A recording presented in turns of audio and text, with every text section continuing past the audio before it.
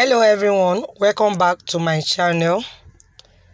This day I'll be making a unique turban. I just love the combination of sequins. What you are seeing in my hand now is a sequence suede sequence material. It's one of the trending material now, and we use it to either make gown. Some persons use it for turban as well. So I'll be doing a combination of this sequence, and I'll be using a yash pad.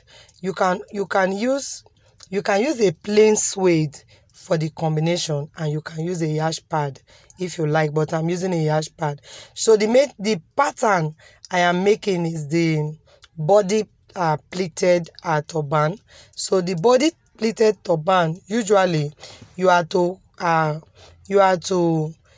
choose a particular measurement with which you keep folding and sewing. So usually for learners, it will be good, it will be better if you place your material flat and then just take your measurement. Let's say 2 inches difference. So you just keep marking 2 inches, 2 inches, 2 inches, depending on the space that you want to give in a body pleat. Some body pleat is very small, while some are big. For this particular one, I did not take any measurement, so I'm just like working with my own what do I call it now? I'm just working the way I want. You understand? I'm just choosing on my own. I did not really take any measurement for what I'm doing. So, but if you want to be accurate, you just go with 2 inches. That's okay. But if you want a smaller size, I will advise that you go with 1 inch. That will be perfect. All right.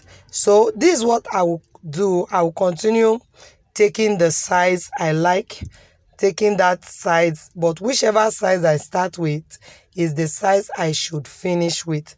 This is called body plate turban.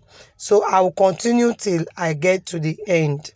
Then I'll come over to prepare the band for the front. So this is the yash pad material I told you. It is a light yash pad material, and I'll be using it for the base, for the band of the base. So to do that, I'm going to do the cross front, and so I'll just have a double cross, just like the V front. That's what I'm doing. The measurement for this particular band that I'm making is not a real, what do I say? It's not a measurement you should work with if you don't want to waste your material, because for me, I know that I'm just wasting my material there, you know. But the actual measurement you can use and you will not waste your material is 16 by length. The length should be 16, while your wideness depends on you, but sometimes for me, I work with 7. 7 is perfect because you have to sew some part out of it. So if you want that, you can work with 7 by 16 before you cross. By the time you cross, it, you are still going to get some parts that will be excess that you still need to what do I say now, cut off. So you can see the way I placed my material using my pin, after which I just took it to my machine and then I'll sew it. But you have to be careful as you are sewing, and then you have to also ensure that every part of the band is included in what you are sewing. So when you are sewing, you don't just sew. You have to ensure that the first one, you are sewing it and it's touching the first one. That is the first 2 that you crossed with. It should touch it. Do you understand? So as you are sewing, I will advise that you check to make sure that you are not sewing outside that first one that you used to cross it, because I always like avoiding this issue, this problem. So sometimes I can do my width, that is the wideness under now, 8, while the top will be 7 or the top will be 6, so that the bottom will be wider than the top to enable them join together, and I will still get the space I want for the V and also the space I want for the step. Is that okay? So you have to look at the center. Yes, you have to know where your V is and then take that part to fold it, so that when you fold, your folding will be accurate. You understand? And the V will not be bending to the side. If you do not take your measurement, fold from that V to take the measurement, the V might just go to one side. So you just have to make sure that yes, you acknowledge, you know the center, and fold using that center.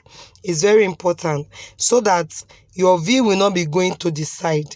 When you try to place it on the at the center, it might not start, your sewing at the back will start moving to your side, which ought not to be. So I always advise that you take that measurement and make sure that it is accurate before you start to join. So right now I am done joining this turban. The only thing that is left for me to do in this turban is for me to use loose stitches to gather it together. So I'll be using the loose stitches under, that's the part where I joined it, and also I'll be using it at the center. If you look at this body pleat now, I did not attach a loop to it. There is no loop. So if there was loop, I would have just used that loop to gather the top. But since I don't have a loop under, then I'm going to be using loose stitches to gather both the bottom part and also the top part to help the turban get together. And if you look at it very well, you see that I did not complete my body pleats. That's what I mean, is that I did not do a total body pleat. You understand? I did the body pleat for some parts and then stopped.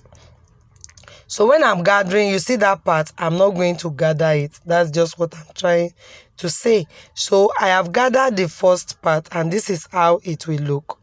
I'll come to the middle of the V, and then I'll repeat the same process, just making sure that it is centralized. And then after doing that, the cap will come together like that.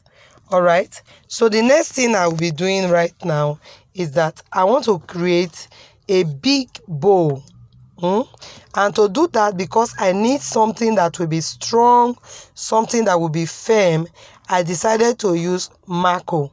So you can use Mako, you can use Criloni, and then you can use your you can use facing on the material. So you can use breast tube on it as well. But for this, because I really want it to stand, nothing should break the bow at all, I decided to work with Mako.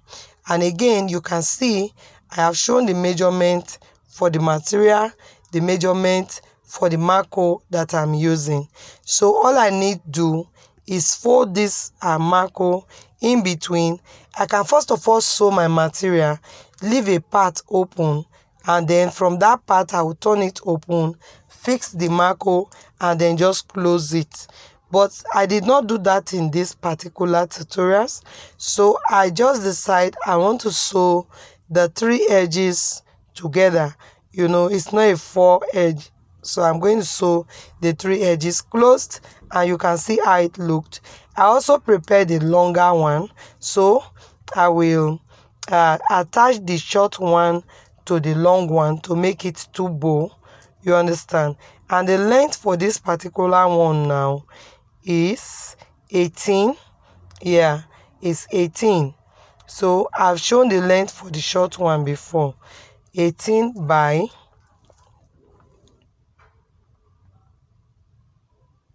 18 by 7. Yeah. So for the short one, we have, like, let's say 12, but it's not up to 12 completely, and 12 by 7. So the first one, the long one, is 18 by 7, and then the short one is almost 12, so let's just say 12 by 7.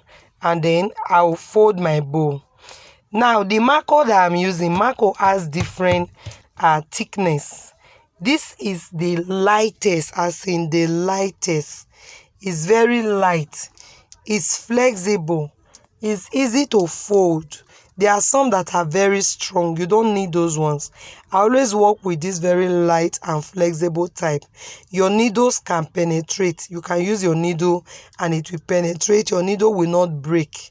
Yes, so I use that one. So I have folded my big bowl. Then I will just use my needle and thread to tie it. I will tie it, and then I will fold the small bow as well, and then I will attach it to it. All right.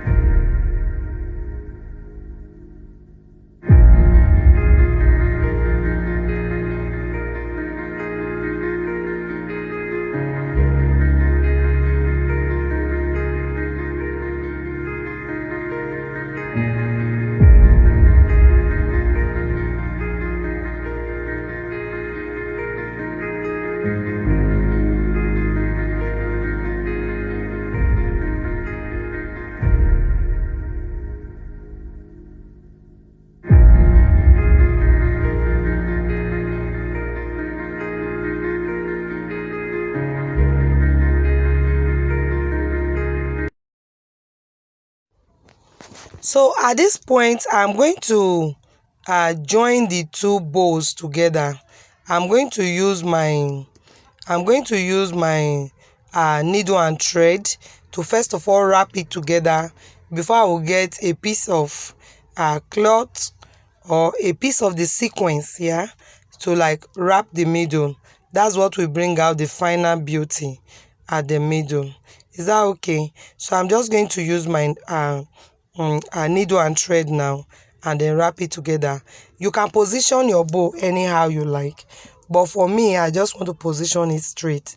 You can bend it a little.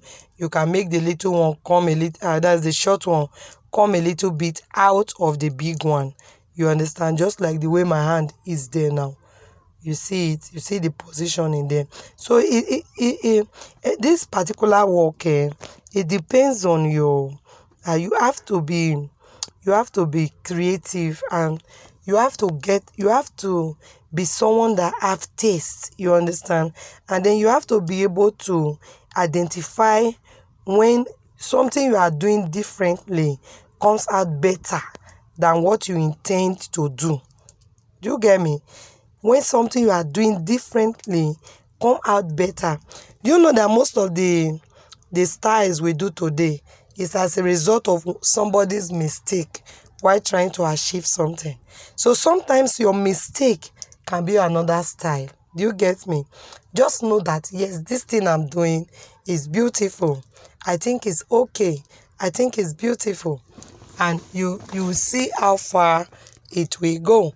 All right, so I am done tying it at this moment. I am done tying it. So the next thing I'm going to do, I will use the piece of suede sequence to wrap the middle. This will help me to hide the thread. So that's why I did not really care the thread I was using, because this particular one will help me to hide the thread. Is that okay? To give me a perfect covering. Another thing is that you can add whatever you like to that plain part, is your choice. But for me, I just felt with the sequence at the back already, I don't need to add anything. So with the sequence at the back, I felt it's unnecessary to add any other thing. The sequence is enough embellishment for it. I don't need to add any other thing. So what I'm doing is to just like, oh, what's the best position to place it? If I put it here, is it okay? And all of that. So I'm just trying to work even without a dummy to get my position it, and then I am done. So for today's class, this will be all. I do hope you enjoyed today's class, and if you have any question, any observation, do well to drop it on the comment section. I will come and respond to it. All right, so thank you once again for stopping by. If you are old, thank you for always being here. If this is your first time, you are welcome. Please don't forget to subscribe before leaving, so that the next time I post a new video, you will be the first to get notified. Thank you very much. For now, it is bye from me. Do have a nice day. Bye.